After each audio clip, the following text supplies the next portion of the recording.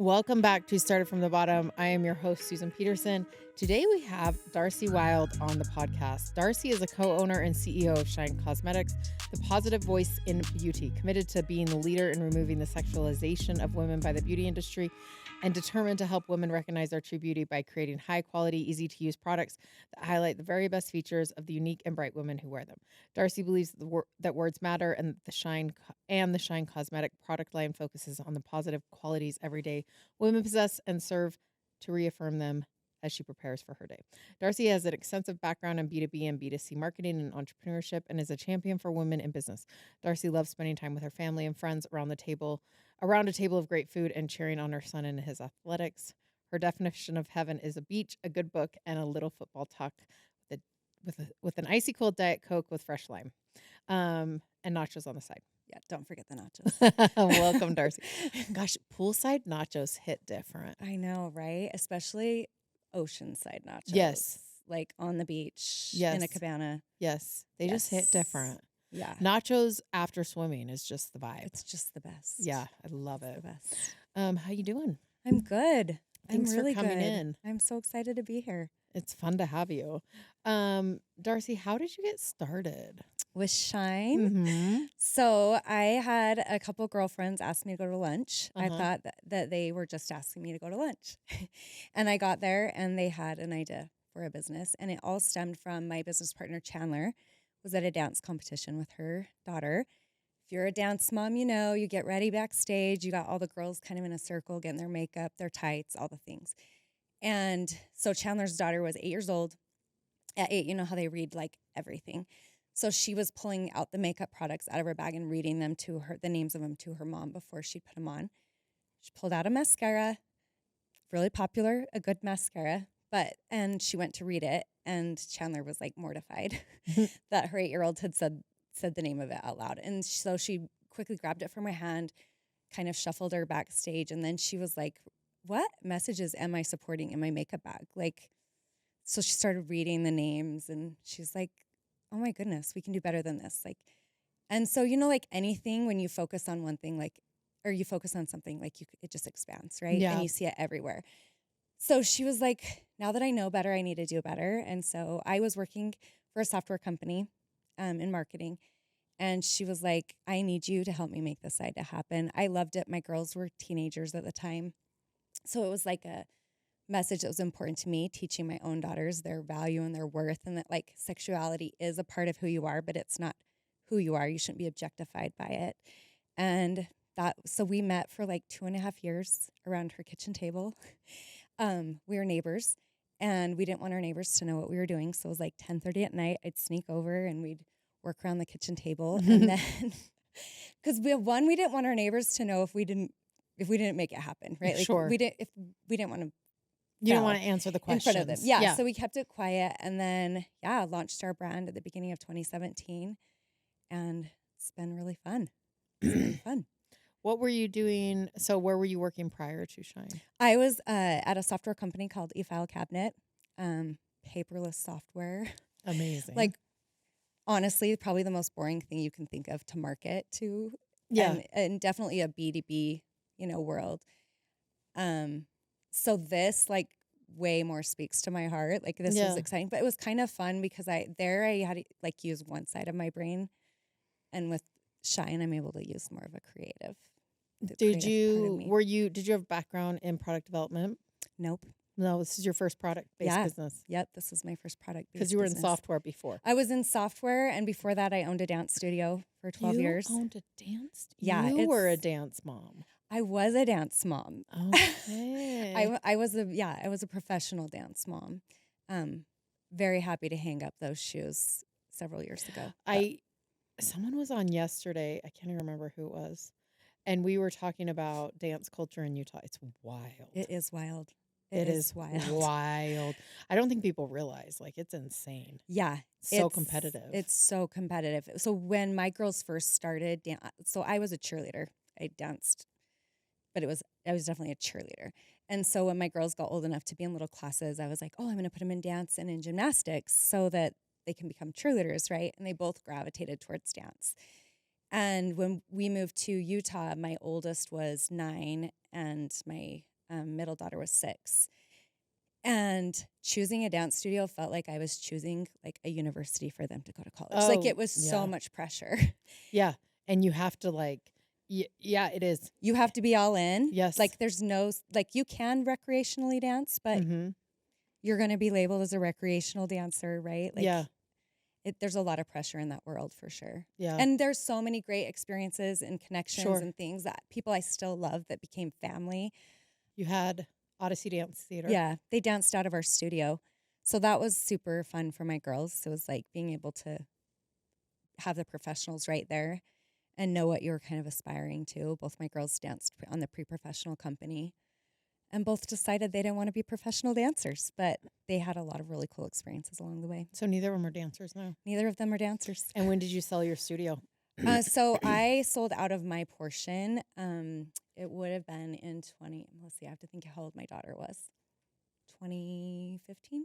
I mean, going way back, like I coached high school cheerleading. Like I used to call them my prom moms, like dealing with women. It's just, you learn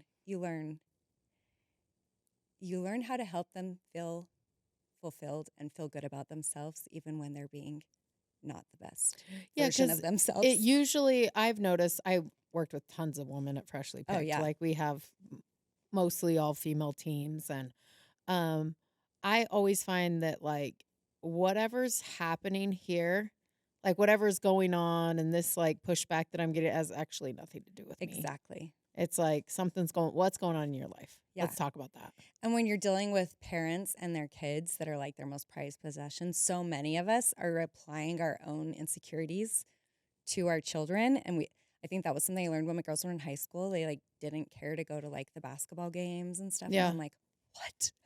I would never have done that. Socially, that would have been like not right, you know? And I figured out that like, oh, my kids aren't me.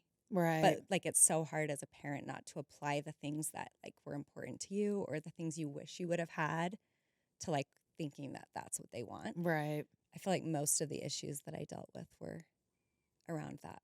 Misappropriated aspirations for your children. Yeah. And I hear about it. Even my husband coaches football and wrestling, and I even hear about it from the men. Like, you know, it's just sometimes the kids don't want it like the mom does or the dad does. Yeah. And that's a whole lesson of parenthood, right? Yeah. No, it's totally true. It's totally true. So we're way off. I know. How do you, like, now that you've seen both sides of it, do you have any advice for like how to either get your kids to want it or like take a step back when you do want it more than your kids? We just have a lot of women that listen. I know a lot of them have like kids. I think the first thing I learned is give everything 24 hours, right? Like when something upsets you that happens with your kid or with even at school, whatever, give yourself 24 hours to like collect yourself before you go have a conversation. And I feel like that also within that time frame, like taking time to talk to your child to like really get to the bottom of like maybe the perception that they had that isn't accurate, or like I just know there were times where like reactions, even for myself, I think I've reacted to things and then I step back a couple hours later and I'm like, oh my gosh, I'm so embarrassed. Like that really was not a big deal. And I just made it a really big deal. Yeah. You know, so I feel like that's eat like some food. Yeah, like get some sleep. Yeah. Like whatever you got to do to calm yourself. And then like, honestly, the best thing I think we can do for our kids is let them fight the majority of their own battles. I agree. And talk through, like prepare them to have a conversation. I think the greatest thing is for them to learn how to speak to someone who, like a superior, that's going to play out for them all through life, but also help them understand like why something isn't or is happening to them. And that's a hard lesson too, because your mama bear comes out and you want to like defend, right? And and I also think when you don't come at something, like whenever one of my kids' teachers had something to say, I was like, okay, tell me. And I tried to take the teacher's side first, which some people wouldn't agree with, but a lot of times then I understood where the teacher was coming from, that then I could give a better rebuttal or defense for my kid of like, oh, let me help you understand. He really struggles being up in front of a class with a presentation. It's not that he didn't mean it that, you know, like you can help understand better than just coming at it like, my child can do no wrong. Yeah. Yeah. I actually usually think my kids are wrong. Same.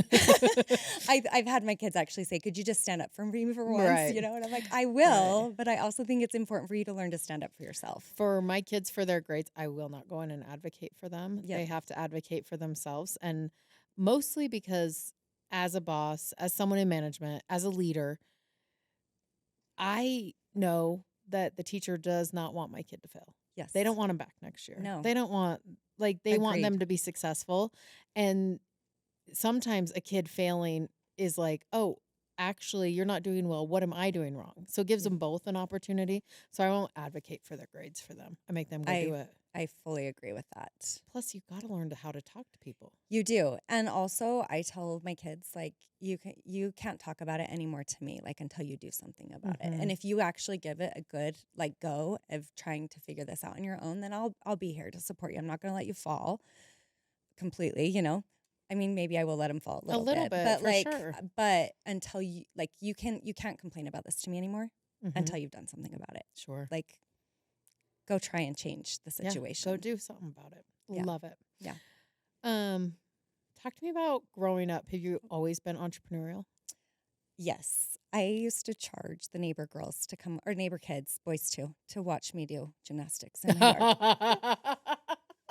I actually would hand make the flyers and take them to their houses and charge them to come watch me do a dance performance. How much were you charging them? I mean, this was like 1980, so I was probably charging like 5 cents, which would have been like a ton of money, right? Or like candy. Yeah. We would take all the little like samples that our moms got for having babies or hotel or whatever. We'd set up like a little shop for people to come and buy these cheap travel samples. I've always had an entrepreneurial heart, but for most of my life that came out in me volunteering to like add value to other people's things. Yeah, starting a dance studio. Yeah, like I volunteered my life away until about age 35 when I realized what I was doing. And I was like, I am giving all of this to everyone else. Like, I should bring some value back to my family. Yeah. Yeah. Yeah. Wow. Very interesting. I really like your approach to relationship building. I think you're really, really good at it. Thank you. In fact, a lot of people we've had on lately have been good at it. Yeah. And everyone has a different answer. Like, what's your approach? What's your formula? So I think at the core is I always want to be someone that makes others feel good about themselves. So one thing I learned several years ago, because I'm the queen of like comparing myself. I think we all are at some level, right? I read something that said when you talk to someone, instead of worrying what they think about you, worry about what they think about themselves when they're talking to you. And I've tried to really adopt that like, and one, it releases yourself from like the comparison of like what I'm wearing, like why did I wear this? Or I just said something so dumb. But just that caring more about what they feel about themselves than what they may think about you has been, freeing to me in a lot of ways. The other thing is, I think for a long time, I was on the lose end of a win-lose situation, like where I felt like I was just giving, and there was just not a lot reciprocated. And I finally started to stand up for myself and was like, no, everything should be win-win, and I want you to come out of the relationship feeling like I've given you everything. So like, I guess that's a piece. And then I just believe in being kind. Like, I think we can all be different, and you may not like me, but I hope that it's never because of a way that I've treated you. Like it matters to me. Like literally, I'm a recovering people pleaser. Like literally, I had to like stop myself, because if I asked you to go to lunch and you didn't like what you ordered, like I would own that, and I would like feel like, oh my goodness, like I feel so bad. What can I do to fix it? And I realized like that's not my job. It's not my job. Yeah. But I think that's also that like just, I don't know, removing the outcome from relationships and just loving people and caring that they feel good about themselves and that they feel successful. And what can I do to play a helpful part in their story? I love that. How did you recover from being a people Oh pleaser? my gosh, it's been so hard. Literally, when I got the question list from you and it was like favorite, I'm like, oh, you don't even know who you're talking to. Like literally just in my early 40s, I realized like I didn't even know what my favorite color was because I had just been trying to be at what everyone else needed me to be, right? Like I never took time for myself. And so I started like, I've been better at like standing up for myself and like claiming my own worth. It sounds really cheesy, but I tell people this all the time. Like I literally look in the mirror in the morning and like say out loud like something good about myself. Like I know that sounds crazy. I but love put cheesy. Like We I love put it. so much worth into what everyone else needed that I totally abandoned what I needed. And it got to a point where I was just empty. Yeah. Right? Like I crashed. And then I don't want to get emotional because I really hate the way I sound when I cry, but I had my oldest daughter went through some really, really hard things. And I couldn't fix them. I couldn't fix them for her. And it was just an eye opener for me that I was placing so much of my value on other people's outcomes. And when that happened, and like there was a day where she's like, Mom, I just need you to help me. And I'm like, oh my goodness, like I'm dropping everything in my life. Like I run to your rescue. And she's like, that's not what I'm talking about. Like, I just want you. And I was like, wait, well, who is me? Like I don't know who I am if I'm not doing something for you. Does that make sense? So I've just had to do some work and like really like think about like, okay, am I doing this because it's what I want to do, or is it because I feel like I need to do it to please someone? Does that make sense? No, it totally makes sense. How do you, here's what I've noticed with some of I've talked about it a ton on here, and I think I've even talked to you about it. I had a nervous breakdown like a couple years ago. Yeah. And I really have to be hyper vigilant around my mental health and make sure when I see stuff slipping, like when I notice stuff slipping, that I pull back on stuff so that I can make sure that I don't get to that spot again. So if you're, what are you like, how are you Amen. watching yourself? And for me, it's even conversationally, right? Yeah. Like I'm in a conversation and I'll go, I want to say sorry. Right. And I'm like, Yeah. no, there's nothing for me to be sorry. Like I have to like mentally tell myself, like stop mid like thought before I speak and be like, no, that's actually like not fair to you because that's not what you feel. And I've had to reframe like how I speak and tell myself, okay, that's not an outcome that I can control. I don't know. Yeah. And then I think like when I do slip, I have to be so gentle with myself. Totally.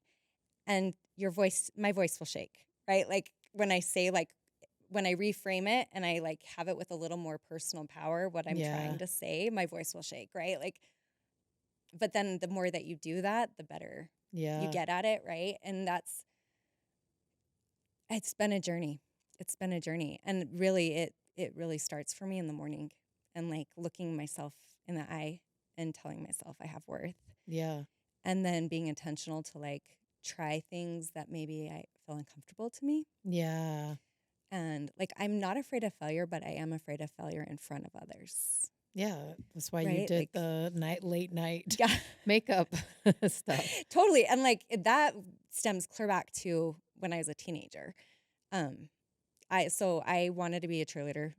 I wanted to be a Dallas Cowboy cheerleader. Let's be clear. From the time I was a little girl, like little. Did you grow up in Texas? No. Okay. I grew up in Utah. Well, right. Yeah. Same. It's actually pretty close. What's funny now is I'm a huge Denver Bronco fan. But oh, who isn't? I know, right? We love Garrett. Oh, yeah. He's the best. So yeah, my son worked out with next to Garrett. It was his best day ever when Garrett got drafted to the Broncos. Oh, amazing. So I wanted to be a Dallas Cowboy cheerleader. I worked towards it junior high to try it out. Didn't make it. I was like, it's junior high. I'll keep working, make it in high school. So the 9th grade was in our junior high. And they bussed us up to try out. And this is like late 80s, early 90s. And we had a tryout in twos in front of the whole student body. First of all, whoever thought that a student body wanted to watch cheerleading tryouts? Like, I mean, probably some weird old PE teachers, honestly. So we tried out in twos in front of the student body. And then that was the day of tryouts. Then the next day, they bus us ninth graders up to another assembly. And this is like in the auditorium. And it was like a classic high school auditorium. Juniors on this side, seniors in the middle, sophomores on the other side. And they brought all of us little freshman girls who had tried out up onto the front row in front of all the seniors. And we sat in the front row. And up on the stage, the principal says he's going to announce the girls who made the team. For cheerleading? For cheerleading. In Vernal, Utah. In Vernal, Utah. Do better, Vernal. They do now. But like every one of my girlfriends, everyone in my row got called up on stage but me. And then, gets worse, the principal says, and now we'd like to excuse all the girls who didn't make it. And you were the only one. So on my row. Oh, okay. Right, but I was front and center. Like, so I had to get up, turn around, walk the walk of shame past all of my older peers, and go out to a payphone, because that's what we didn't have cell phones back then, call my mom and ask her to come pick me up. And I was like, pure humiliation, you know? Not only did like something I really wanted and I felt like I'd worked really hard for not happen for me, but it was like so embarrassing. How am I ever going to show my face again in this community, right? It's a small town. And I feel like that one moment of not providing the value that they felt like I needed to be part of their team fueled me really hard. Like I just was like, oh no, I'm going to prove you wrong, right? And that I always say like that could have been a moment that burned me.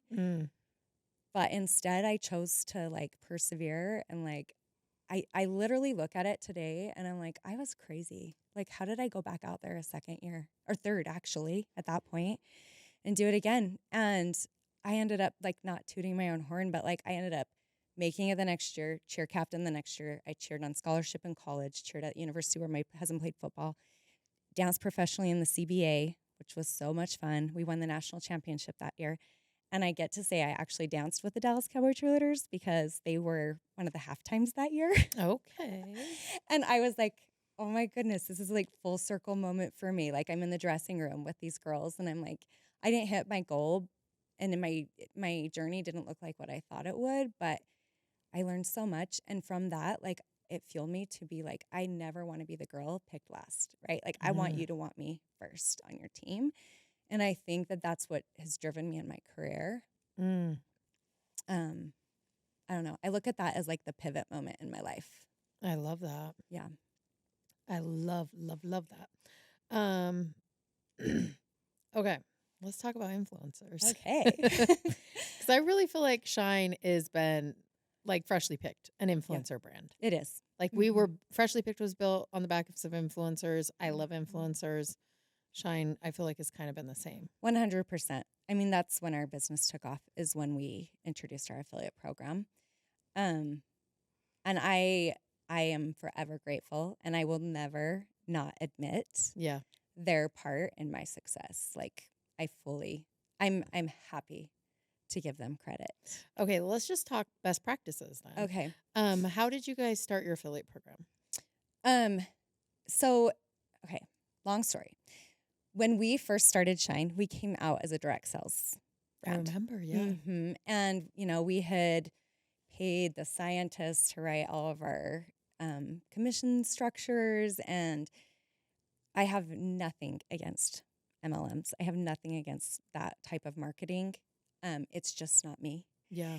And we started out and we had some initial success. Like it wasn't like we were like, oh, shut the doors, we're not great. But I couldn't go to the parties. I couldn't girls would sit across from me at the desk and want to know like what they were going to make. And I was like, I don't know. My vernal math doesn't do this kind of math. I was a cheerleader, guys. Yeah, remember?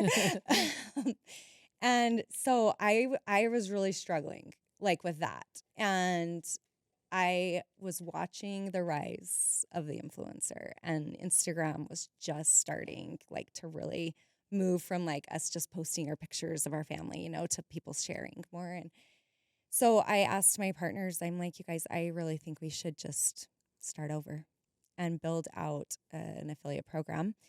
And they agreed to it. I just said, I just don't feel genuine. Like, it's just not me. And that's fine. Maybe I'm just not the right fit anymore for the brand, you know? Right. But we sat down with I love it because it was vernal math. It was like sitting down with a yellow pad of paper and like we were like, well, what did we love about that? And one of it was that we could help women to provide an income for their families and to reward them for their hard work. And so we took what we loved about the MLM model and applied it to an affiliate program. And I don't ever think you have an original idea. Like, you can always like Google it, right, and find that there's people. But I do think that we were unique in some of that when we released that, we had a spot for the girl who is great at conversion and selling. And we have a spot for the girl who's really great friends with all those who are really great converters, right, to both be successful. And I feel like that combination kind of was like lighting a match to the field, because a few people tried our products, loved them, shared them. Their friends naturally wanted to know about the product. And then they also knew, well, if I introduce Susan, I'm going to make a little bit of money. And so that helped us to get traction pretty quick in the affiliate space. And then I feel like, I've been saying feel like a lot. I need to. It's all right. So much. You know what's funny is you think when you listen to a podcast, you don't notice that kind of stuff. I know. Yeah. So you feel like, oh, I'm saying it too much. You feel like it. Yeah, right. But it actually, it's how you talk. And Yeah. I think people just get used to it. Yeah. Yeah. Anyways, I know the law. I know the law Yeah. of treating people well and going back to what we talked about earlier, this win-win mentality. And we've built our affiliate program based on true friendship and relationships. And I think that's had its downfalls, of course. Yeah. But for the most part, it's created incredible relationships. And for me, relationships are everything. Like, there are so many things in my life I never should have been able to do, but because I had a good relationship. I'm a firm believer you can have all the education in the world. If you're not in the right place, right time, or know the right people, like, it's harder to get going, right? Like, connection's everything. Do you take it personally when people fail? I'm working on that. No, but yes. Yeah. Yeah. Like, I want that. It's that same thing. I want everyone to feel successful. Yeah. So where do you think that comes from? Taking other people, like filling for other people. Yeah. Well, and just like I hear you talking about influencers, your dancers, your family. I'm a mess. No, you aren't actually. I think it's maybe a forgotten. I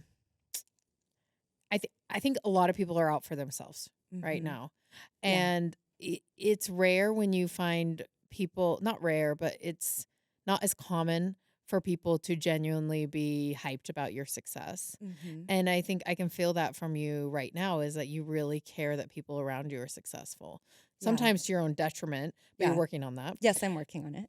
So just like when your influencers, when they're coming to you and they're not feeling successful, like what's your solution for them? So I always say everything's figure outable, right? Like, and so let's work together on finding a way that you can feel some success. I even do that with my kids. Like, when they've had like a couple hard things, I'm like, let's find you a quick win. Right. Like, how can I help you to find something? I think you said momentum earlier. I'm a total believer in any movement creates momentum, right? And so sitting with them and like, okay, let's reframe. Like, let's think of another way for us to find success for you.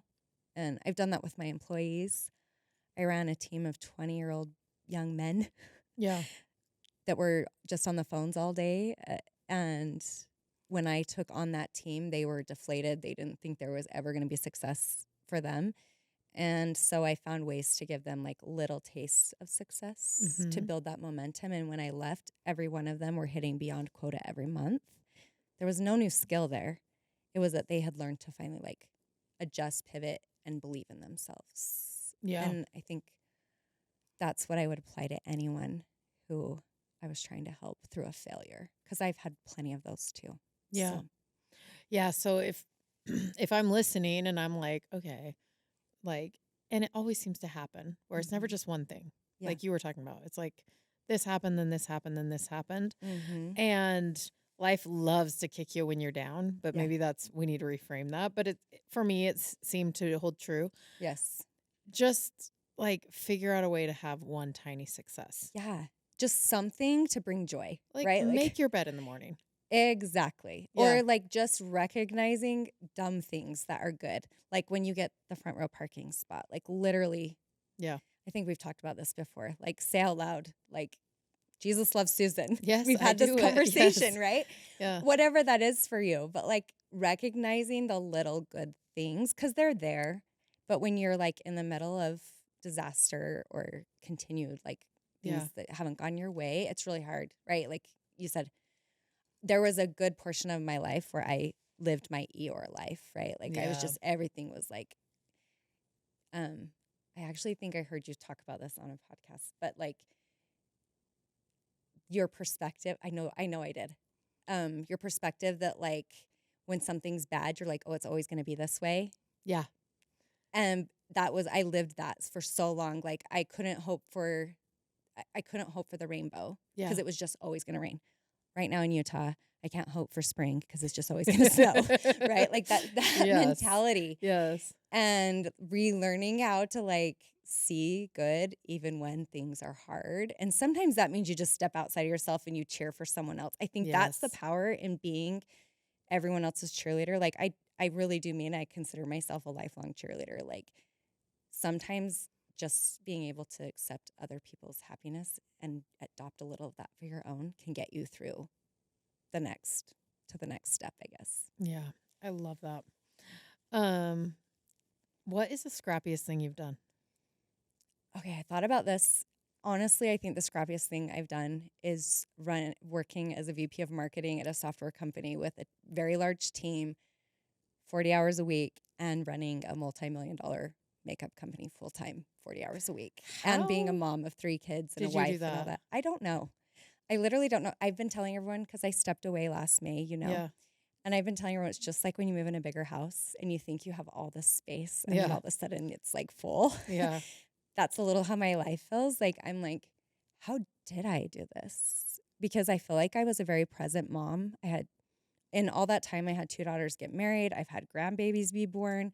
My son going through, like, he's a athlete all the way. So like hardcore sports. And I'm like, how did I do it? I don't know, but I did. Yeah. You got it done. Like, I'm proud of myself for that. So I feel like that's the scrappiest thing. And talking about that transition, scary. And I know I said it to you when we first met. I'm like, well, I'll know when I know it's time to step away from the software company. And some things happened that made it easier because remember, I'm a loyal person. Yeah. Like I will show up for you till I die. And so the thought of even leaving behind my staff at the software company was like hard for me to think about what that would look like. Yeah. And some things happened that made that easier for me that were hard things. They didn't feel good in the moment, but they allowed me to kind of disengage a little bit. And then I got really sick. My daughter was going through all her stuff. I was having full-on anxiety attacks to the emergency room. And I was so sick. I had taken 2 weeks straight off of work, which is not me. And I had a friend invite me on a little Mexico getaway. And it was absolutely bananas that I said yes because I should have been back at work. But I just knew I had to go. And I was there and removed. We were at a resort that no one spoke English. The girls I went with, they're friends, but they're not like close friends. I got my own room. And I just kind of disconnected from everything in my life. And I had been focusing on listening to my gut, just trusting. And I just had this moment of clarity. Like, it's time. Your contribution is complete. It's time to go all in and bet on yourself. And I called my husband and I was like, it's time. and I need you to remind me of this conversation so that when it's hard or things don't turn out the way I want, you can remind me that I was absolutely certain that it's time. And it's been awesome.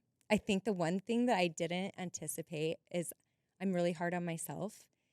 And I think previously when I was working 80 hours a week, 2 different big hats, if something didn't happen the way I wanted it to, I was able to be like, well, I didn't get to put everything that I wanted into it because I was also doing this. And now it's like, oh no, like you're all in now. And so you have to like accept those failures at a different level because I couldn't blame them on I didn't have enough time to do it as well as I would have done it. If that makes sense. Right. Yeah. Right. Do you feel like you avoided going full time because you were scared of failing? No. No. I did it for the most part. I did it for the growth of the company because then what You didn't have to salary take I a would salary, require yeah. and all of that could just be poured back into the company. And so that was a hard thing for me to claim my worth to the company. Does that make sense? Yeah. Like, I know what I'm worth on a corporate, like the street, right? I know my street value, but like to claim that for yourself with your own company, it's a little uncomfortable. Yeah. And then when you do it, you're like, why did I wait so long to Exactly. do this? It's so true. I have so much joy in my day now, and I'm like, what? But then I'm like, but maybe I wouldn't have felt that. Like maybe I wouldn't feel the joy that I feel now where I'm just like all in doing something that like absolutely fills my bucket. Yeah. Maybe I wouldn't see that perspective. Yeah, for sure. Because the grind might have felt more like a grind. Yeah. Yeah. Maybe. Well, I'm going to let myself believe that anyway. How it was supposed to work out. I do. Yeah. I actually do believe it. It all worked out exactly how it should have. Do you have any mantras you live by? I have so many. Okay, I want them all.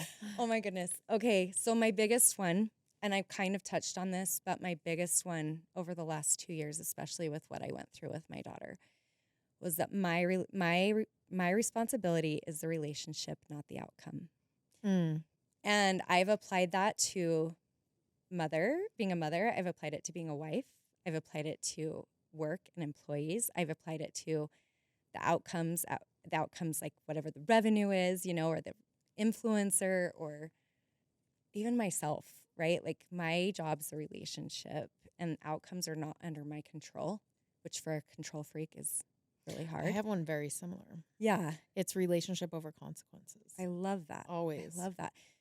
Have you read Steve Young's book? No, but it's on my nightstand. Okay, it's a game changer. Like mental shift. That came to me like I got this invitation to an event at Desert Book. I don't even know how my name got on the list, but I was like, I love football. If you don't know about that, I love to actually. I like watch the combine, and my husband didn't know, and he's like, "How do you know all this?" I'm like, "I watch the combine. Right. Like I love it." So being invited to something with Steve Young and a book, but it was divine timing for me to like get that book in my hands. Powerful. You're the second person to recommend that book on this podcast. Really? Yeah. Yeah. I don't know who the first one was, but yeah, it is. I've heard really good things about it. It's a really good shift of thought. And it's quick read, right? Yeah, it's a quick read. Putting it to the top of my pile. Yeah, it's really, really good. I wish that it was on Audible. Because I would read. I'm going to read it, and then I'm going to get him on the podcast. You need to. And you can come and pretend like you're doing something over there. Okay? I love it. Yeah, so that mantra, I think, this too shall pass. My grandma used to say that. And it helps you, like, enjoy the moment and also get through the bad stuff, right? When you remember that, like, this moment's going to pass, and I need to soak it in, be present. Chin up, next play. It's my favorite. This came from Lone Peak football team. My son, when his sophomore year, they won the state championship, and their coach Brock Bank at the banquet told a story that happened all year on the field that none of the parents knew about. But when a kid had a bad play, a fumble, one of the teammates would go over, tuck him under the chin up, next play. And I love that analogy. Like, you have something bad happen, that's okay. Chin up, next play. Go forward. Like, don't let it hold you back. Yeah. Yeah, I think you should be looking at the mess ups as a way to get better, Absolutely. not as a way to say something about yourself. Yep. You win or you learn. Yeah. That's another one I love. Yes, I love right? that. Like, yeah, I could go on and on and on with Okay. mantras. Sorry. Well, That's like my thing. Don't be sorry. I think that's a marketing, like, yeah. mind, like, just loves mantras. Oh, that's like yeah, what we do. and branding. Yeah, like and all of that. It's yeah, just easy for me. storytelling, Yes. all of it. Yeah. Yes, I love it. Yeah. Okay. What is one lesson that you learned early on in your business that is still true today? Don't look side to side. Mm. Keep your eyes forward. In our early days, there were a couple brands that launched about the same time as us. And it was really hard not to be like, oh, we're not doing what they're doing. Oh, we're not doing what they're doing. And finally, one day we were in a meeting and we were just like, done. Like, no, from now on, what do we do? Like, what is it that we're going to do well? And let's focus on that. And for Shine, at that moment in time, I was like, the one thing I know I can do better than anyone else is really great customer service. I can create an experience that people want to return for. I can apply Darcey and my heart to whoever touches our brand, right? We were small enough. And I feel like that was a game changer for us when we finally we're like, this is who we are. And we need to stop worrying about what everyone else is. Because I'm also a firm believer, like, there's success. There's enough success for everyone in the world. Like, I loved listening to Christy Butler and you talk and thinking, like, you both have bad companies, like, different, but not. Like, yeah. Oh, yeah. We both weren't. Yeah. We exactly. both produce bags. Yeah. But there's enough success for everyone. You'll find your people. Yeah. But you're not going to find your people if you're constantly trying to be what everyone else is being. You need to look ahead. Right? Or if you're even looking at everyone as competition. Yes. Yeah. Because not everyone is. No. Hardly. No. You're your own competition. Yeah. I say it all the time. I'm like, you can buy makeup at 7-Eleven. Like, right. why would I think I could be successful selling makeup? You know what I mean? And your people are out there. They're waiting for you. Yeah. So. Yeah. And I love the one that since this is the mantra episode. Yes. I love comparison is the thief of joy. Oh, one of my favorites. I have it actually written. You on do? The front of my. Mm-hmm. Yeah. It's just, and it's so true. Like, you can be the happiest with your outcome, the happiest with everything. Actually, in December, I experienced this because I was like, I love my house. It's beautiful. We've spent a lot of time, money, whatever. Yeah. And I went deep down a dark Pinterest hole during December. And then I'm like, I hate my house. We have to redo everything. And my husband's like, you're insane. We're not doing anything. But it's so true. It's just like, it's hard to be so happy with stuff if you're always looking around thinking, what's next? What's next? What's next? There's like two parts of that with business too, right? Like, I do this all the time. I go to a networking event and I think everyone in the room is more successful and smarter than me. Guess what, Darcey? No one knows what they're doing in that room. Amen. Like, that's my other favorite mantra. No one knows what they're doing. So just go do you. Yeah. But and that's the truth. But I feel like you compare yourself to what you think. Yes. Right. And most of the time that's not reality. Yeah. It's not even close to reality. Yeah. And then that other part of it is like, even in the day-to-day business, like comparing, like, you know how it feels on that end of the year that you've grown and had all the success. And then January 1st rolls around and you're back at zero. Yep. Here we go again. You're like, oh, instead of like taking a moment to be like, holy cow, I just had an incredible year. It's like, oh my goodness, I can't stop to be excited because I got to figure out how to do it all over again and even better. You guys need to come up with a line. This is just yes, I love it. I love ideas. Called recession lipstick. Okay. And it's just like $5 lipsticks or something that girls can just pop in their cart. Yeah. Because they say recession lipstick goes up in a recession. Yeah, it does. Y'all should just lean into that. I know. That is one of the great things about makeup is like all the studies show we'll go without food, but we won't go without our mascara or whatever it is, right? Yeah, no, we'll make it. And it's also, it's like a little win. Oh, totally. Yeah. I love, I can't remember where I read this, but it was, makeup won't change your life, but it will change your mood. Yes. And I love that because it's so true, right? Like I tell people that all the time. I'm like, you show up how you look, like how you feel about how you look, right? I fold laundry better when I'm put together than I do when I'm like rolled out of bed, bun on the top of my head, like lazy around the house, right? Like it's just if you take time for yourself, whatever that looks like for you, you show up better in every aspect of your life, is my belief. Totally. So, Totally. Yeah. I love that. Um, what's some advice you would give someone starting out? Movement builds momentum. Just get started. The journey is not going to be anything like what you probably expect. Good things will come. And I mean, I would go back to the don't look side to side, decide who you are and go for it. And don't give up. You know what else you need to do? What? You need Tell to me make all the things. a little desk calendar ripoff thing. Yeah. That is just Darceyisms for every day of the week. I want it. Okay. Because I can then just rip it off. Yeah.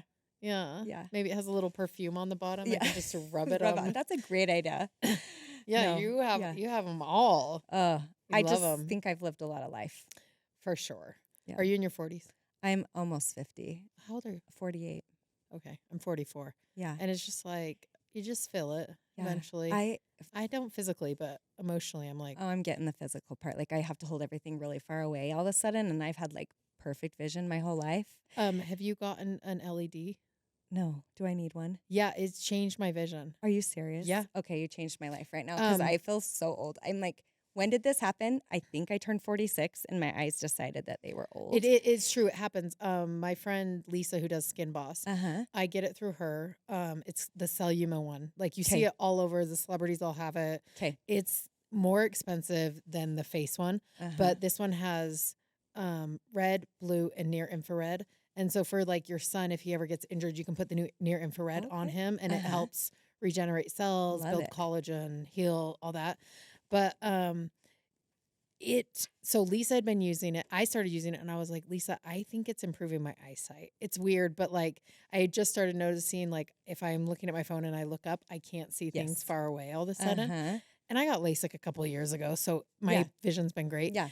And then she went to the doctor and her prescription had improved. My goodness. I'm she's going to 40. be like buying one when I leave. She's 40. So like your prescription doesn't improve after. No. Well, it doesn't improve. So yeah, No. I'll send you the link. Okay. Because like 40 is by far my favorite decade of my entire life. Love it. Like, obsessed. I like literally am anxious to leave them because the 40s have just. I heard it just gets better. That's what I'm hoping for. Yes. Because I've never been happier. Yes. Even though I've still had hard things. Never been more in love with my man. Yeah, same. Like Yes. everything is My better. kids. Yes. Never I mean, my felt more kids confident. sometimes like parenting adults is like the stage of parenting nobody talks about, and there's a reason why. Big kids, But, like, big problems. Yeah. Yeah. But I've loved everything about my 40s. Same. So yeah, I feel like I'm living my best life. If I Now could you just need stick your here. LED. Yeah, I need my LED so I I can see literally better. do it and every then morning. I set my alarm for a half hour before I need to get up. Just Put it on. love it. Go back to sleep. Smart. Sleep through it, and then just get going. My skin, it's changed my skin. Everything. Yeah. Okay, I'm ordering one. You've sold me. Okay. What is the future of Shine Cosmetics? Good question. My immediate answer would just be to continue to touch women and to help them feel their best. Like that's truly what we care about. We probably give away too much on some days. Product, you mean? Just anything. Yeah. Everything. It's reciprocity, right? though. It all comes back. That's what I believe. I believe Yeah. when you put good in the world, you can't help but get good back. Yeah. And that doesn't mean financially always. There's just good, right? Yeah. Yeah, I just would love to continue to grow the amount of women that we're able to touch. This is where my downfall is I'm not the best visionary. I'm really good at like I'm good at the big picture, but the visionary is like I have to work at that a little Are you bit. better in operations? I'm You're good at systems, yeah, right? Yeah, I'm good at systems. I'm Yeah. good at like taking this and figuring out how we can make it work and be Yeah. most efficient. I love to be in my creative genius. Like I actually love working on the campaigns and like colors and products and stuff. But my real, like, where I really love to be is with people.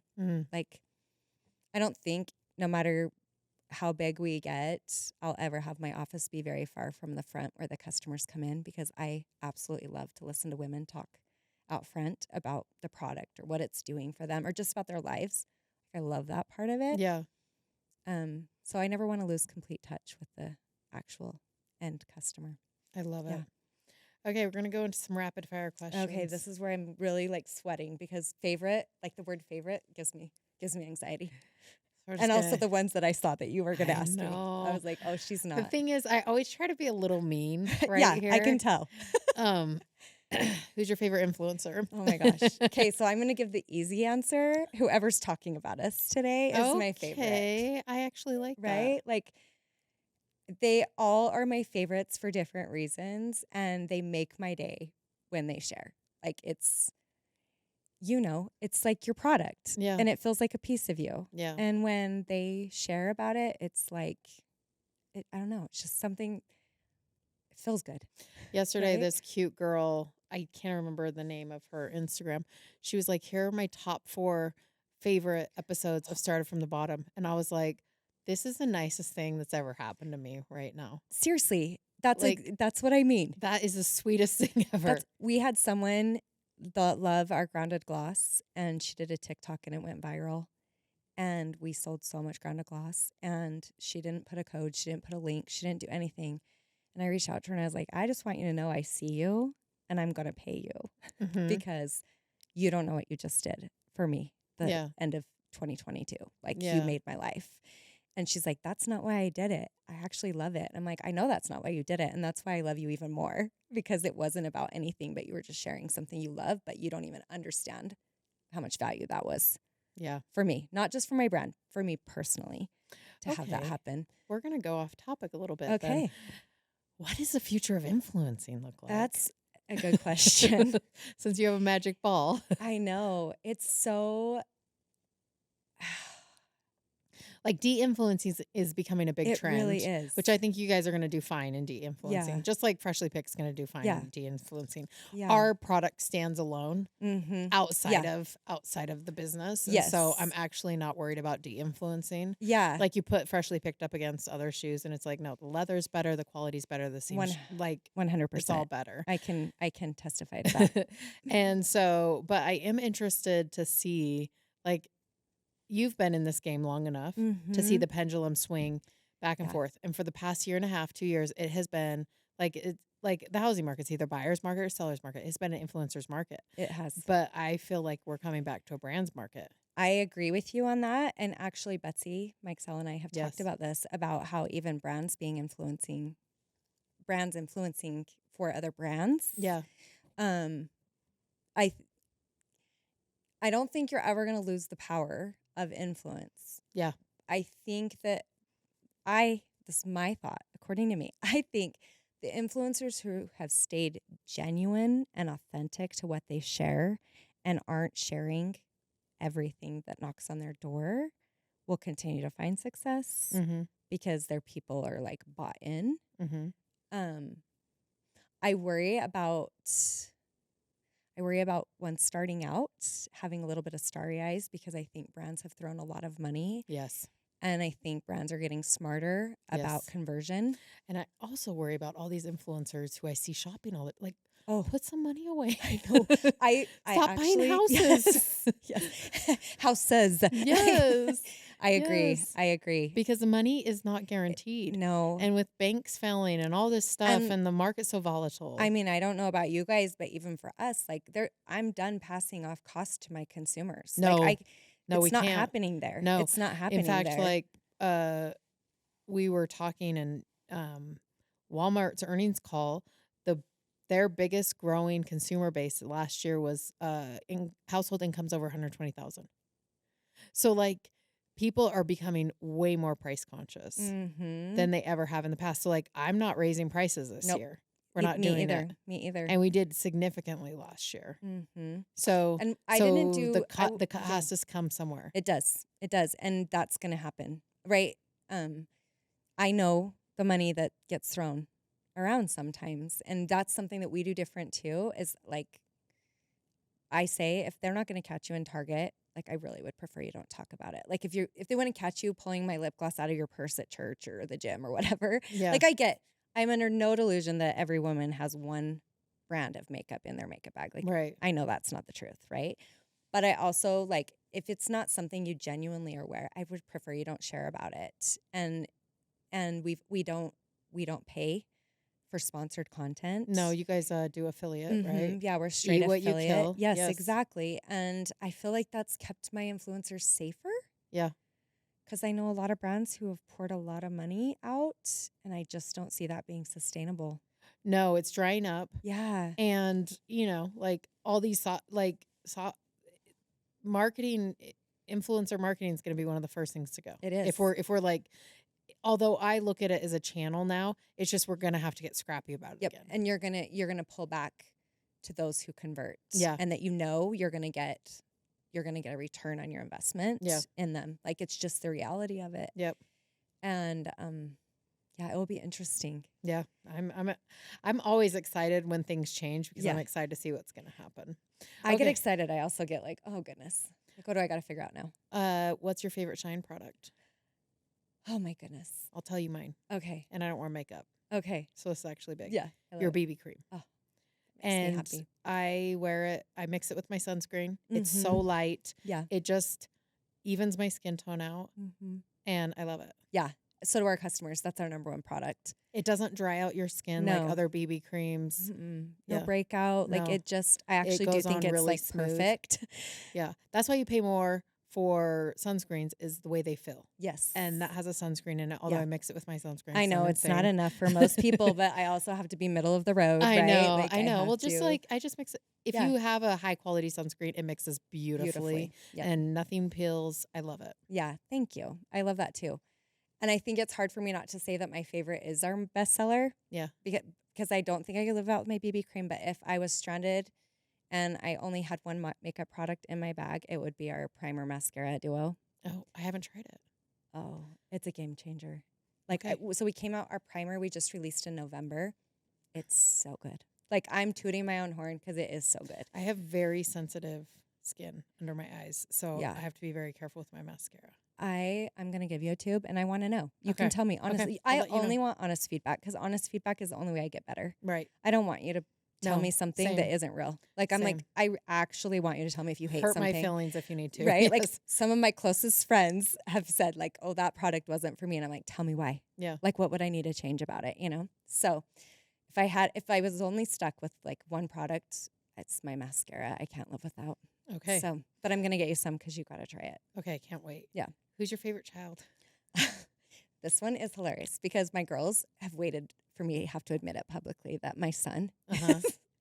I tell my kids. But you only have one boy. I only have one son Okay. and two girls. Yeah. Mother-daughter relationships are just different than mother-son. They really are. Yep. Also, my kids are, so my oldest is 26, Avery's 23, and then Brooks is 17. So he's like been the only one home, the baby. But the girls make fun because like all of the passwords to our life are his nickname. Like what? Like they're all him. Like they're like, who's the golden child? I wonder. You know, like he's just. It's him. My girls are like gems. I got blessed with like really good kids. Yeah. They came good. It had nothing to do with me, but like he's easy. Yeah. He's so easy, and he's just a little lover. Mm. He's like the boy that will come in and give me a kiss goodnight. Like, like he's just a good kid. I have one of those. And I only have one of each, so they're Uh-huh. both my favorites. Yeah. Like favorite daughter, favorite son. Easy. I Done. always tell them different. Like, yes, today he might be my favorite, but tomorrow you might be my favorite, Right. and then next week it might be So, Avery. Like whoever, right? Get on Like, it. Work yeah, for I'm it. like, what do you want to do for me? I can be bought. Yes, exactly. Yeah. So no, I don't. I love my kids are amazing. Are They're you early so bird good. or night owl? Early bird. Okay. I want to be a night owl. Uh-huh. I'm not. I'm just not good at it. Yeah. But I love getting up in the morning when it's quiet. Yeah. It's like sacred time to me. Yeah. I love it too. Yeah. And I'm definitely more on my game until about 1:00. And then I'm like, okay, I need to Yeah. Ice cold beverage. shake it up. Yeah. Yeah. Yep, a good Diet Coke. Yeah. And then I can get started a little bit. But I'm fresh. I love the morning. Any good books or movies? you've been reading, watching? Let's see. I love books. I listen to about a book a week. Oh my gosh, wow. Yeah, I really like that fulfills me. I'm trying to think of what favorites recently. I mean, Or The Law of even- Love. I told you that one. Yes, okay. I feel like that's a must read. I just finished Harry. Did you? Or not Harry? I'm not Spare. doing it. I'm Spare. not doing it. Spare. You know how you get around like these young kids and they want a Mhm. trauma bond? Mm-hmm. That's what I feel like that book is. Yeah. Bless his heart, Yeah. but I don't want a trauma bond with you, Harry. I You're f- so out of touch. I feel like I've fallen down the rabbit hole because like I fell in love with Meghan Markle on Suits. I loved her on Suits. Like loved her.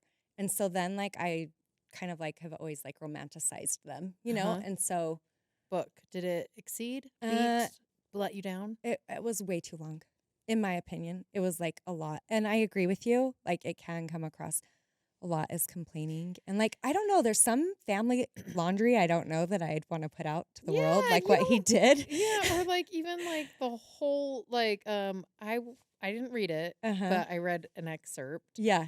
His like Iceland I knew that's where you were going. frostbite mom So thing. weird. So weird. So weird. Like, Come on, Harry. I know. I'm like, wow. Go to therapy. yeah. Buy a journal. Yeah, it wasn't my favorite. It wasn't Okay. my favorite. I love The Power of Moments. I think I love that because it's I kind of love my that book. personality. Like I Yes. love Such trying a to good think book. of like how to make something a little extra special. Yeah, love So it. I love that one. I'm not a movie watcher. It's really hard for me to sit and watch a movie. I don't do it either. But I am really good at binging a Netflix all day on a Saturday. Okay, what's the thing you binged like recently? Let's see. I was slow to the Yellowstone movement. Okay. I'm almost done with that. I shouldn't admit probably some of them that I've binged lately. Okay. So you can keep it to yourself. yeah, it's Okay. good. Well, Darcey, thank you so much for coming on. This Thank was really you for fun. inviting me. I just love you. I You feel the have done same. so much for the women in Utah, and I just love that I get to be your friend. Oh, thank you.